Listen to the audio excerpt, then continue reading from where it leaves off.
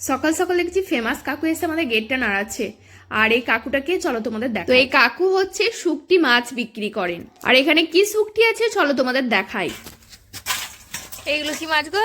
হ্যাঁ, এটা কি মাছ? এটা সেই গাংটার না যেমন ইয়ে চলছে সর্দি একদম। ও, ওটা আর বিমলা, এটা বিমলা। ওটা বিমলা 60 টাকা, ওটা শুকটি। 60 টাকা শ। আর এটা চিংড়ি। হ্যাঁ, আর এগুলো কি শুকটি?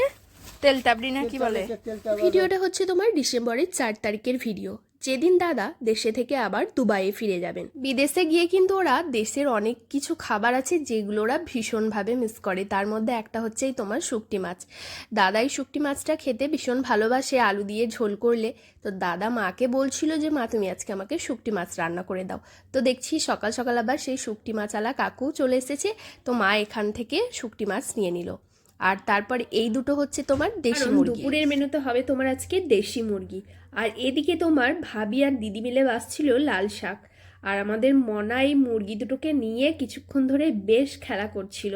আমাকে বলছে দেখুন এই দুটো হচ্ছে বক, বকগুলো আমি আজকে কাঁচা চিবিয়ে খাবো। তো ব্যাস এই নিয়ে বেশ কিছুক্ষণ খেলা করার পর তো এদিকে সন্ধ্যা হয়ে এলো। আর তারপর দাদা ওর প্যাকিংগুলো কিন্তু শুরু করে দিয়েছে। আর এদিকে আমার ভাবিকে তো দেখছো বসে বসে বেচারি মন খারাপ হয়ে গেছে ভেবে ভেবে। তার বর মশাই আজকে যেহেতু চলে যাবে, তো ভাবিও এদিকে প্যাকিং সেরে নিয়েছে। তার কারণ হচ্ছে আমার ভাবি তার মায়ের বাড়ি চলে যাচ্ছে। আসলে চোখের সামনে দিয়ে বর যদি চলে যায় অবশ্যই মন খারাপ হবে। তার জন্য কিন্তু ভাবি আগে ভাগেই তার মায়ের বাড়ি শিফট হয়ে যাচ্ছে, যাতে না যাওয়ার সময় আর দাদাকে দেখতে হয়। তো ভাবিকে দাদা তার মায়ের বাড়িতে সন্ধ্যেবেলায় রেখে আসতে গেল। তার সাথে সাথে শ্বশুরবাড়ির সবার সঙ্গে কিন্তু দেখা করেও চলে আসবে। আর এদিকে দাদা এখন উঠে গেছে, ভোর 3:30 বাজছে। দাদা দেখছি রেডি হয়ে গেছে এয়ারপোর্টে যাওয়ার জন্যে।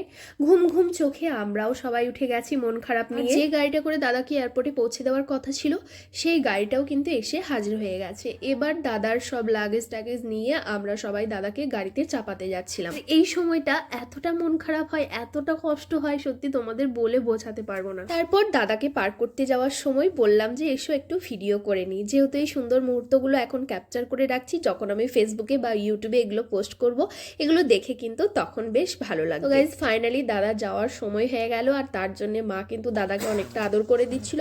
আর এদিকে আমি আর আমার দিদির সাইডে দাঁড়িয়ে টুসটুস করে কাঁদছিলাম। তাড়াতাড়ি চলে আসবে দাদা।